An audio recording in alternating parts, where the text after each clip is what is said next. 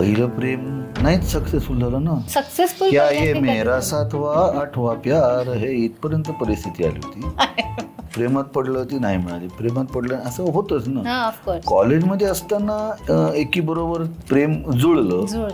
मग 8 वर्ष आमचं अफेअर होतं. 8 वर्ष. हा, आणि मग काही कारणास्तव आम्ही लग्न नाही करू शकलो. बरं. तो आय रिस्पेक्ट हर डिसिजन आणि आय ओके. आणि मला असं वाटतं ना की पहिली एक्स आणि दुसरी एक्स ह्याच्यामध्ये पण लक्षात राहण्यामध्ये पण तुला फरक सांगू, असतो. माझ्याकडे ना एक तर प्रचंड पेशन्स आहे. लेट गो करण्याची माझ्याकडे पुढे चला.